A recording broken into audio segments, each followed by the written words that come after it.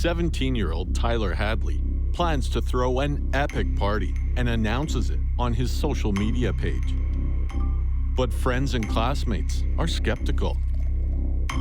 Tyler's parents are pretty strict when it comes to drinking and partying, and lately they've been butting heads about this. With over 70 guests, the party is massive, and everyone is surprised to see Tyler actually pulled it off. But the biggest shock of the night is yet to come, when this iconic party turns into one that no one here will soon forget. And investigators work to uncover the series of events that led to this grisly double homicide.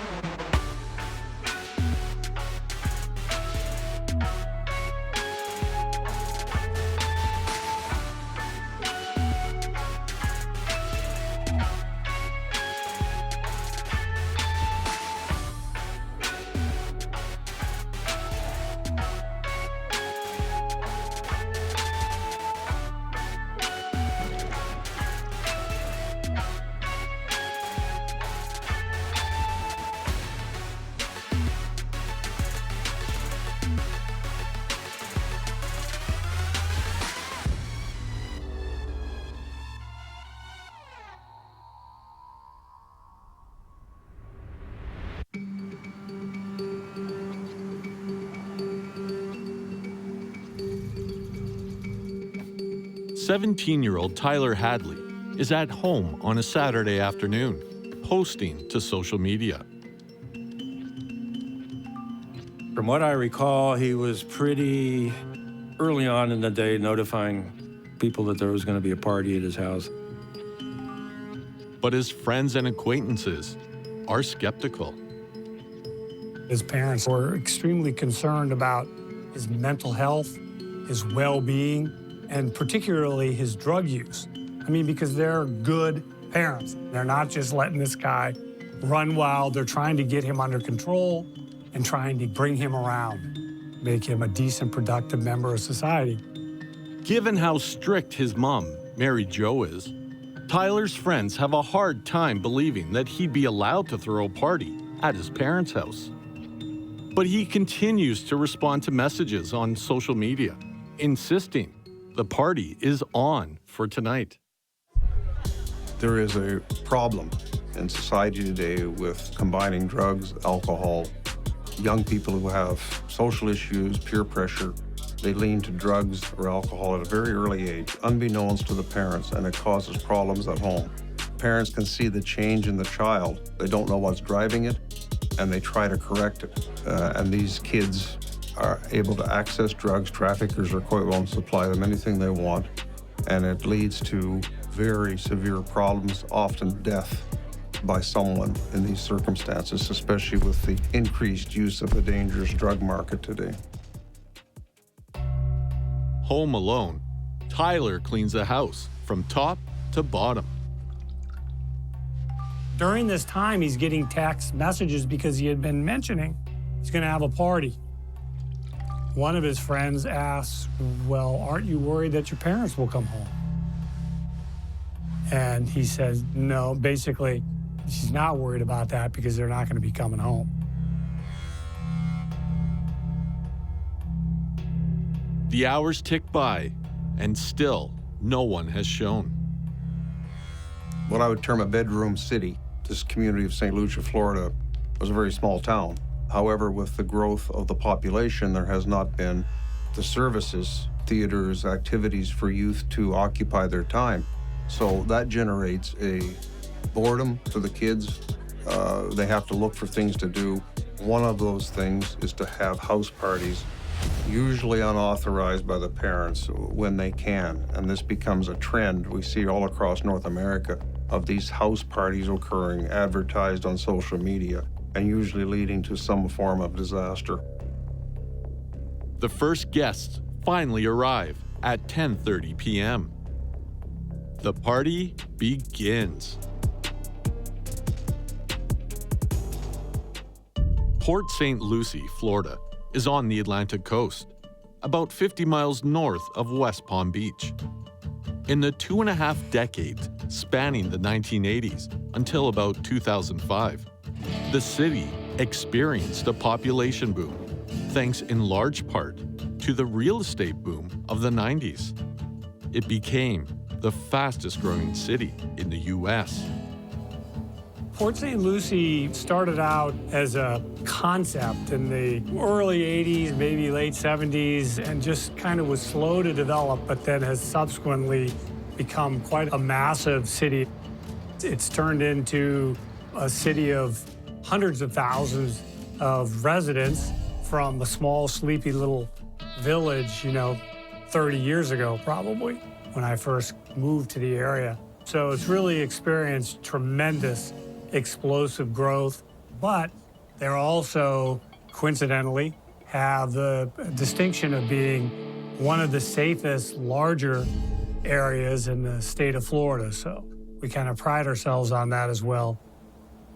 The city is largely residential, without much of a downtown or industry to speak of. Port St. Lucie, I guess you would describe a bedroom community. They try real hard to create a downtown, but there really hasn't been one created. So it's mostly homes and small commercial establishments. But a lot of the workforce from adjoining counties live in St. Lucie County because it has affordable housing. But other than that, it's a middle class, 2 people working every household, kids go to school. There's nothing really remarkable about it. It's your basic suburban community. This is Florida, and so we have an older population just by definition. It's always been kind of a retirement community, so there is that perception that there isn't a lot of things for younger people to do. Besides a shopping mall and an arcade, the city doesn't offer much in the way of entertainment. In a city developed this fast, there's lots of industry in the area, small business industry, so people are able to make fairly decent income. Dual working families, children have latchkey syndrome, which means they come home from school, nothing to do till the parents get home. And the subsequent result of that is usually a lot of minor crimes, whether it's willful damage, joyriding in cars, stealing bicycles, the type of crime that aggravates police, aggravates citizens, but isn't considered major crimes. It's minor crimes caused by youth. Many young residents call the town boring, with the more lively neighboring city of West Palm Beach almost an hour away. Some teens find themselves with little to do but get in trouble. And on July 16th, 2011, with little else to do on a summer night, teens from all over town start making their way to Tyler Hadley's party at his parents' house. Tyler's friend Mark Andrews asks him if he's concerned that his parents will bust up this party. But Tyler doesn't seem to be worried at all, and he says that his parents are in Orlando. Announcing a party on your phone or through social media, an unknown response is going to happen. Either you get nobody, or you're going to have all of these people show up who you may not know. They're coming with booze, drugs, and they're coming to this house for a party where they think it's free for all. They don't have to be reserved. They don't know this person that well, and usually these things turn into a mess. Tyler's classmates claim that he wasn't the most popular guy in school, so they didn't think he could possibly know all of these people. Still, he seems pretty chill about all these people wrecking his parents' house until they move into the front yard. Tyler actually encourages people to smoke inside so they don't make too much noise outside. The last thing he wants is for the police to come and shut down his epic party. By this point, Tyler is highly intoxicated. He's been drinking and popping ecstasy pills all night. His friend, Michael Mandel, observes that he appears detached and not really himself. This could be because of all the substances he's consumed, but it's got him concerned. Michael knows Tyler's parents really well and therefore knows exactly how upset they're going to be to see this mess. Even though Tyler's intoxicated, he's wondering, why isn't his friend upset or worried about this? When he confronts Tyler about it, Tyler just says, "Don't worry, my parents aren't coming home." At first, Michael thinks he's joking, but he seems serious. At around 2 a.m., several of the partygoers learn of another party. There's a mass exodus of teens leaving this party now. The loud music blasting, engines revving, people yelling. And Tyler is really concerned they're going to wake the entire neighborhood. In situations like this, if it's an abnormal occurrence at that residence, the neighbors will usually intervene because they know the parents, they know that this would not be something that would normally be occurring in the Hadley's house. So they contact the police for the noise and the excess amount of traffic and revelers partying on the street. Within minutes, police arrive. As a result of the neighbor's complaint, these alleged people stumbling around and causing a nuisance in the neighborhood, which is totally out of character, police arrive, knock on the door. Tyler sees the police car outside, the lights flashing. He herds the remaining guests into his bedroom, shuts the door, answers the door to the police officer. Tyler explains to officers that the party has ended and that everyone is gone. The police warn Tyler that a noise complaint is very serious and tell him not to do it again. He agrees, of course, but as soon as they leave, the party continues. By about 4:30 a.m., the party is over and everyone has left. Yet police are once again called to the house. This time, for a very different reason. It's an anonymous tip. It goes in as this home is now concealing a possible double homicide. So obviously the police are now going to really take this seriously. Now that the party has ended, an awful truth has been revealed. Not everything about this night was fun, and 2 people who were in the house during the party are in fact dead. I can imagine from their perspective, that sounds a little far-fetched and probably not going to be true. The police can immediately tell something is wrong. Tyler's pupils are dilated from the drugs, and he's acting really erratic. He also has his hand behind his back. Police order him to show his hand and get down on the ground. You've got an obligation. If there's somebody in there who's in need of life support, you got to give it to them. In retrospect, we know that Tyler was taking ecstasy and drinking heavily, so his behavior would be questionable at the best of times. But when the police arrive, Tyler starts screaming at them not to go in his parents' bedroom. And they then proceed to the bedroom and discover a very gruesome scene. Then they opened that door and saw what they saw, and the bodies were discovered.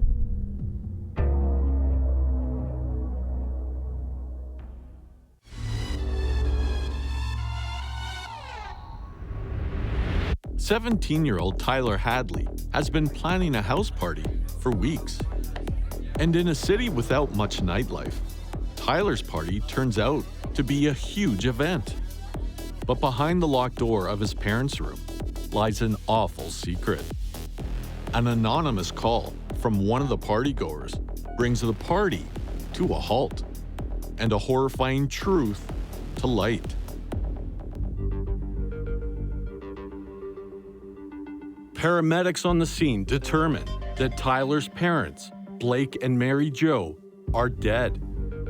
And they have likely been lying there in the bedroom since sometime the previous afternoon. The moment that these homicides were called in to the local law enforcement agency, they immediately reached out to my office and we sent out a prosecutor. It was a fellow by the name of Bertie Romero, and he was actually on scene. Detective Kristen Mayer is assigned the case. We begin the process of assisting law enforcement in securing search warrants, providing legal advice and guidance on how to proceed with the investigation. We hadn't been in the house yet because we didn't have a search warrant, so we didn't know the full extent of what we were dealing with, but we knew that we had 2 dead people in the bedroom of a residence in Port St. Lucie, where earlier that evening there had been a large gathering of kids for a party. So we knew, right from the very outset that we had something different here. And then I would say the full scope of what it was developed over time. An autopsy is performed on the two victims. I myself attended the autopsies of both Mary Jo and Blake and had an opportunity to witness firsthand, what we were dealing with and the gruesome nature of their murders. According to the anonymous caller, Tyler kills his parents with a hammer. This is confirmed by autopsy. The anonymous caller also states that he attacked his mother first. He struck her over 36 times with that hammer. Marks indicative of the claw end of the hammer as well as the rounded end of the hammer with the dimples in it, broken bones. More disturbingly, defensive wounds indicating that during this encounter she is aware, she's conscious, fighting for her life. The autopsy performed on Blake Hadley shows that he was killed with the same weapon, struck over 40 times with a framing hammer. This is a framing hammer used in the carpenter industry for framing trusses, homes, applying force to large nails into large pieces of lumber. This is the standard claw hammer, which you would use at home for tacking nails into pictures, small play apparatuses, or just doing general layperson work around the home. Because of the length, you're able to apply so much more force with the 2.5-pound hammer than you would be with the 1-pound hammer. And striking someone with the claws wouldn't be nearly as damaging as it would be with the straight claws of the framing hammer. This is what makes this a very damaging weapon. As detectives work the case, State Attorney Thomas Bacadal contacts the family to try and paint a picture of who the victims were. We immediately begin thinking, all right, people don't just wake up one day and decide, I'm going to brutally murder my parents with a hammer. Something must have happened in his history to have caused this.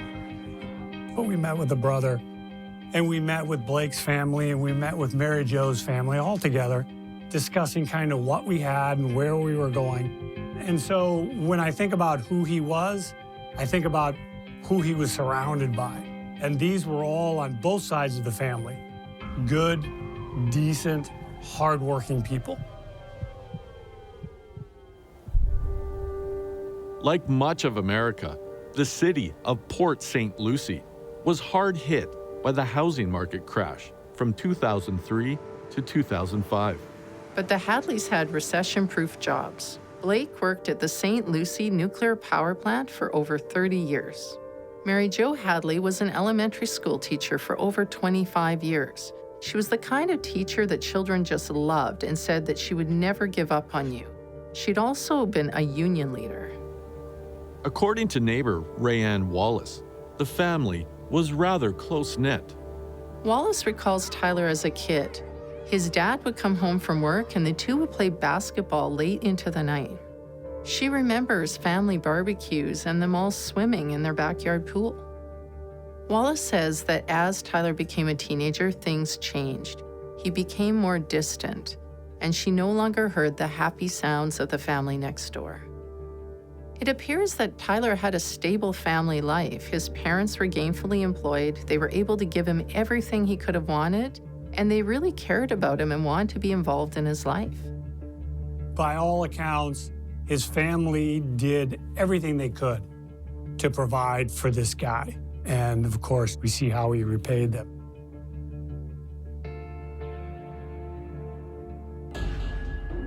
With the aid of the state attorney's office, warrants are quickly attained, and investigators work to uncover the series of events that led to this grisly double homicide.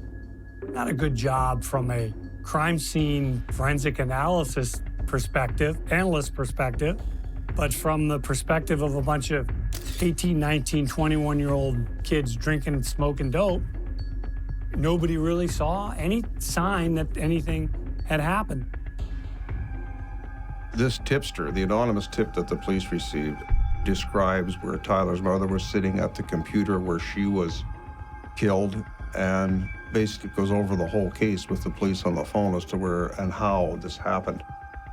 According to the anonymous caller, Tyler confides how he kills both his parents.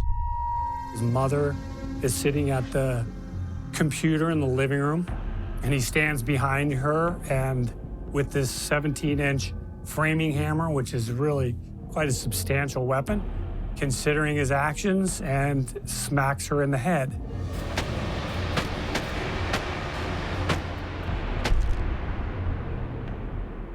Of course, she screams, bloody murder. At that time, his father, who was a large man, 6'7", 300 some odd pounds, comes out of the room, sees him. He tells his friend that his father asks him why, because he can see what he's done to his mother. There's obviously blood and she's writhing in pain, and his response in just a cold, detached way to his father is, why the not? The witness has firsthand knowledge, obviously, of what transpired in that house at some point.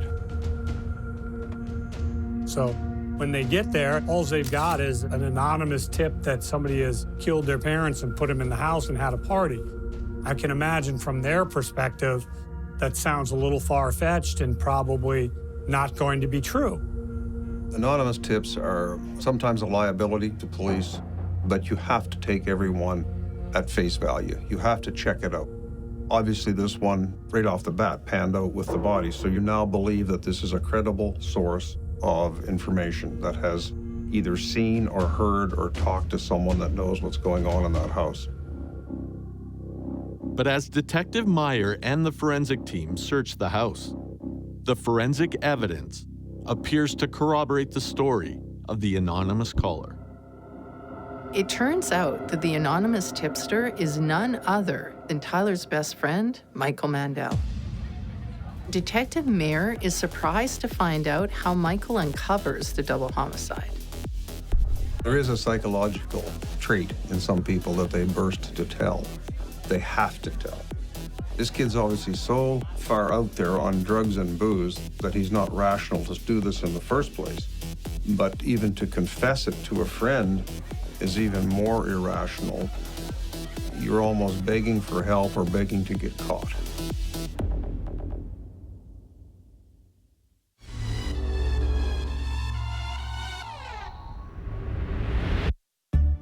Since high school, Tyler Hadley had grown more distant from his parents and has even admitted to friends that he'd like to kill them, though no one takes him seriously.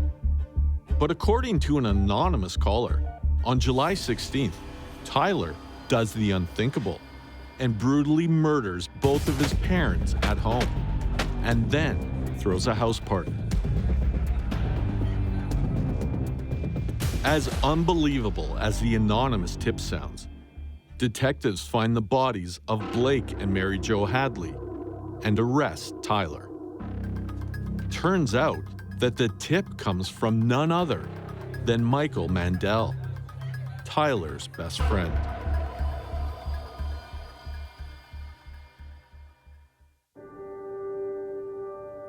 Investigators learn that Tyler admits the whole crime to Michael. Well, Michael, being probably the only and best friend of Tyler, knows him, knows what he's been going through, knows his substance abuse, and knows his feelings towards his parents.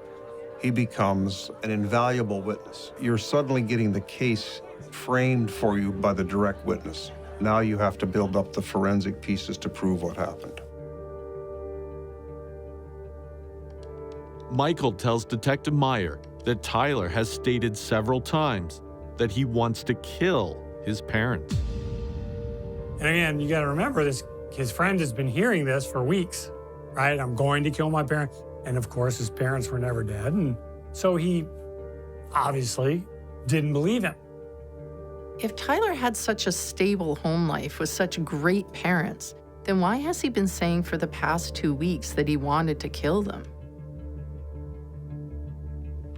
Michael shares that about a month before the murders, Tyler comes home drunk one night and has an argument with his mom. It turns out that Tyler was with friends and so inebriated that he urinated on her bed. Mary Jo has had it. She says it's time for him to get help for his substance abuse. Yeah, he had a problem with consuming certainly marijuana and alcohol, probably cocaine.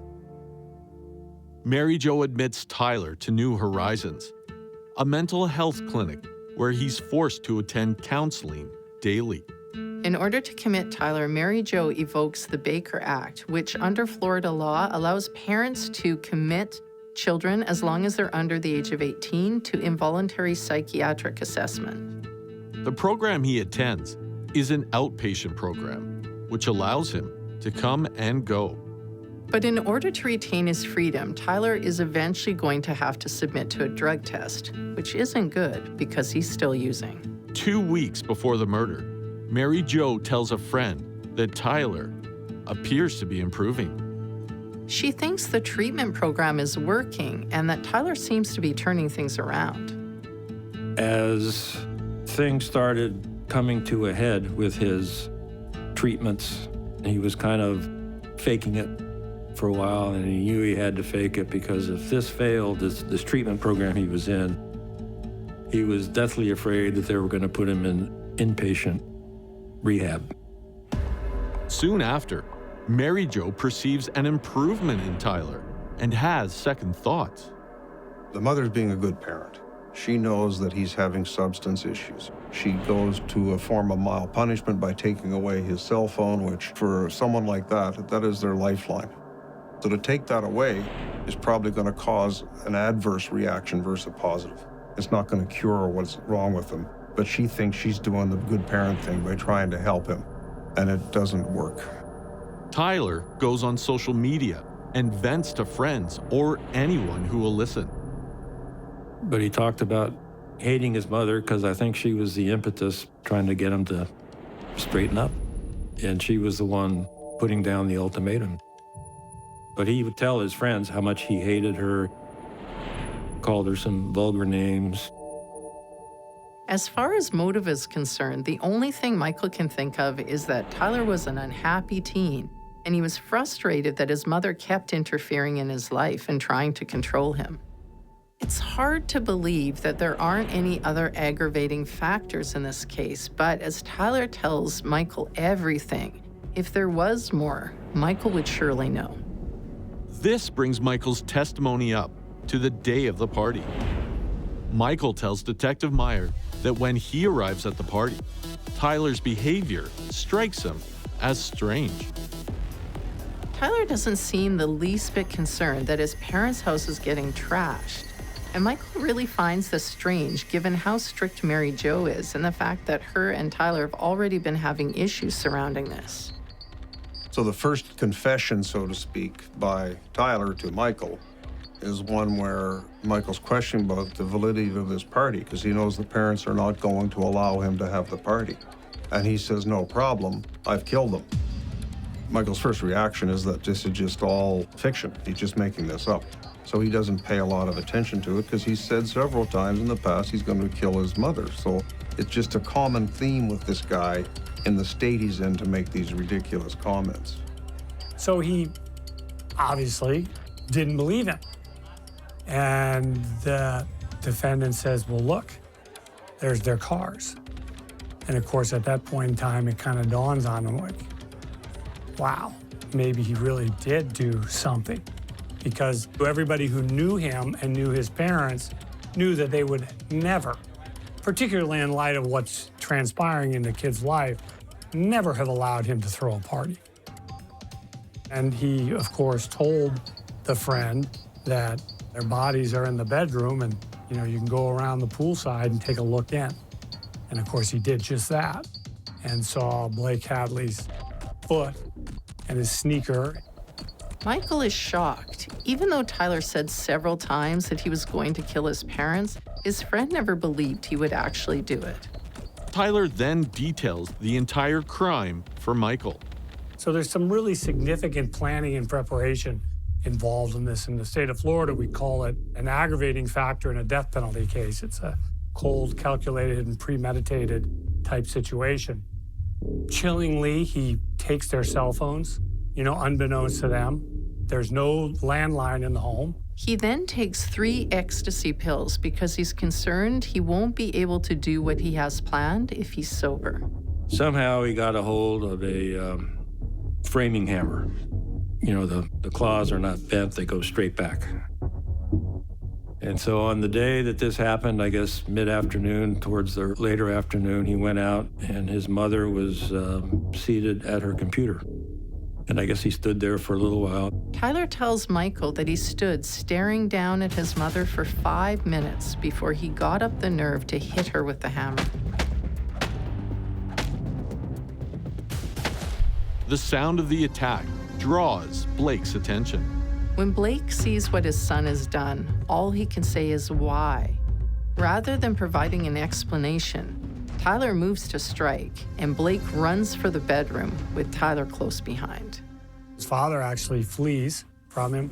He pursues him into the bedroom where he begins to beat him with the hammer.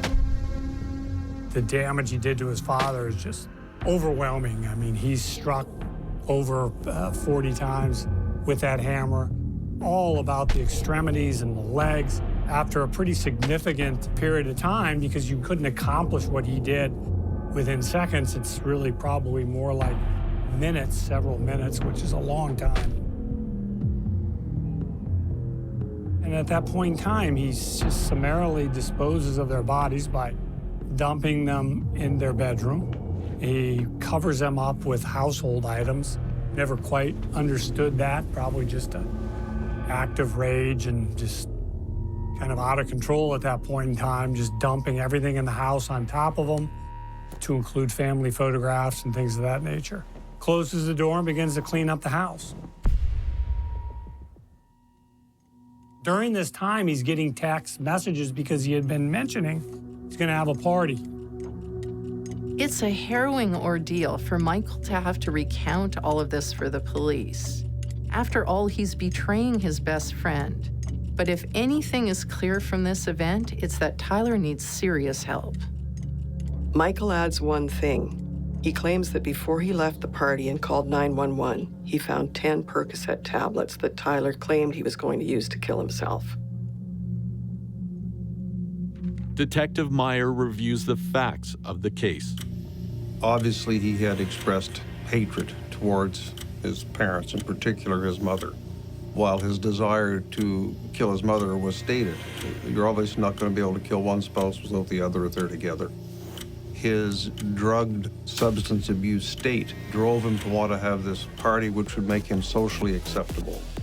In his mind, things became muddy and confused and distorted, which is why kids like him have to go to therapy. They have to be practically institutionalized to be cured of their problem because they've become a danger. This is not a kid from the wrong side of the tracks who was violently abused, subject to, impoverished and subject to racism and all of those other things that might result in criminal behavior. He had everything going for him. The only conclusion to be drawn is that Tyler has serious mental health issues, so it's likely he and his defense team are going to work that angle.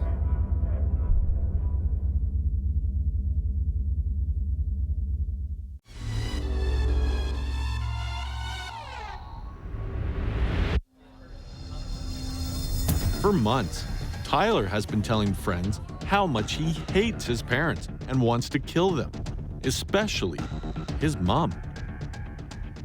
Mary Jo forces Tyler into a rehab program as his drug and alcohol abuse have gotten out of control. The program seems to be working, and his mom notes a positive change in him. But Tyler is tricking his parents into thinking that he's clean. However, the threat of an upcoming drug test looms large over him. And instead of facing his problems and dealing with them, Tyler admits to his best friend that he's killed both of his parents. The question now remains, will this case go to court? And what will Tyler's defense be?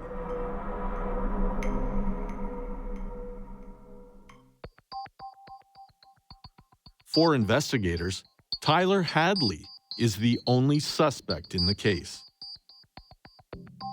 And so there was never any question that this had happened and that he had done it. Still, they need to ensure that they follow proper procedure to ensure the maximum sentence for Tyler.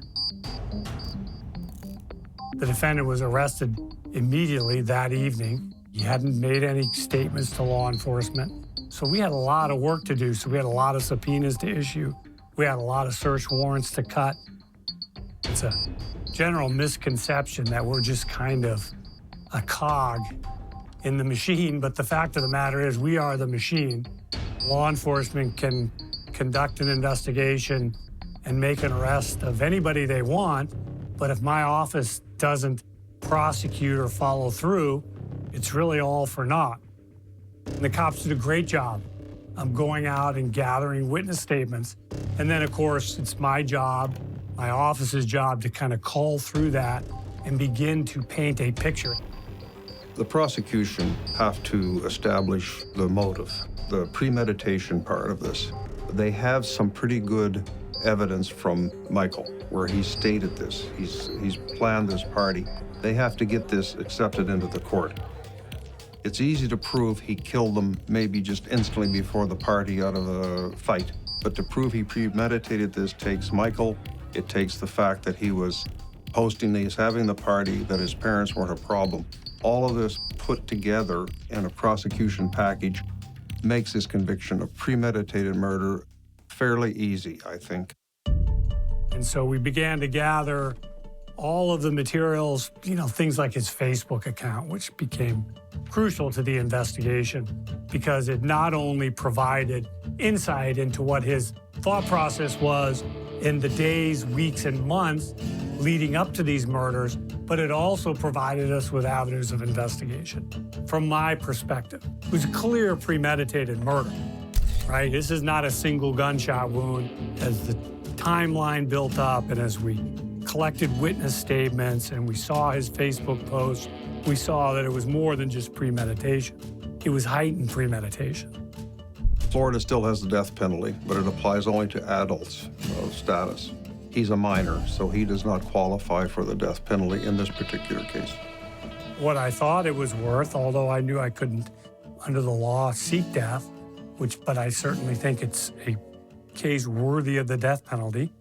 But if I couldn't have that, it's certainly, without qualification or question, warranted life in prison without the possibility of parole. I mean, somebody who could do this really is, regardless of whether or not he becomes Mother Teresa in prison, he still owes something to society that is more than a mere 25 years. 157 days later, had it happened in, February of 2012, he'd have been over 18.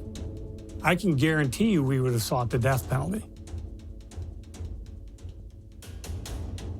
So it really became a question of what is his mental health status. And so that's where we began securing records and so forth to put those kind of things into context. Are we going to see an insanity defense? I mean, immediately that's what you have to assume you're going to see. And quite frankly, as the case developed down the road, that's exactly what they filed. They filed a notice of intent to rely on insanity, which quite frankly was insane because, there was no factual foundation to support that. And I think it became readily apparent that I would have absolutely destroyed that defense had it been presented in a court of law to a jury. Nobody in the world would have bought that. As soon as he enters the prison system, he's in a culture where he is now accepted. He has done something to make him part of a sick, malevolent group in society. And he is fitting into the prison culture, and he accepts it and signs autographs, Hammer Time. He's proud of his nickname. There's no remorse in this individual. For older residents of the city, the reaction is unanimous. Shock and disbelief that such a violent, sick act is committed in this quiet little city. Some of the reaction from Tyler's peers was mixed and quite disturbing. For instance, a young woman said, "I wasn't upset when I heard. I wasn't scared or disgusted. It's not like I knew him personally. I was just in awe." Another teen said, "That's creepy as hell. I can't believe we partied last night where there was dead people. And another stated, wow, I just went to a party of a lifetime. It's messed up what he did, but 20 years from now, I'll be able to say I was there. I hate Port St. Lucie, but that's kind of cool. The funeral service for the Hadleys is attended by nearly 1,000 people. 2 coffins lay in front of the altar.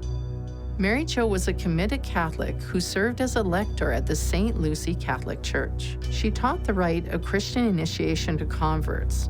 On the Sunday morning where her body was found, she was supposed to be reading at morning mass.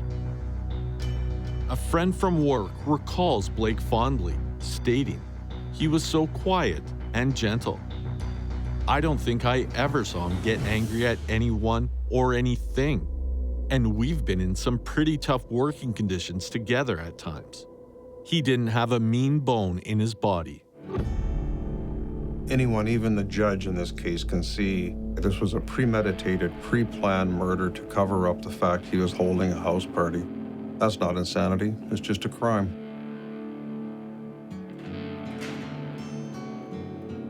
Looking at him, a lot of kids are bored, seemingly aimless. But geez, they don't bludgeon their parents to death. They get over it, I don't know. Like I said, it was very, very upsetting and sad. I don't know what lesson I've learned because you can't, God willing, it's so aberrational. It's not like you've got to go out of your way to try to figure out what can we do to prevent this again in the future from happening, right? Because it just shouldn't happen. At the end of the day, it's only confirmed my belief that there is true evil in the world.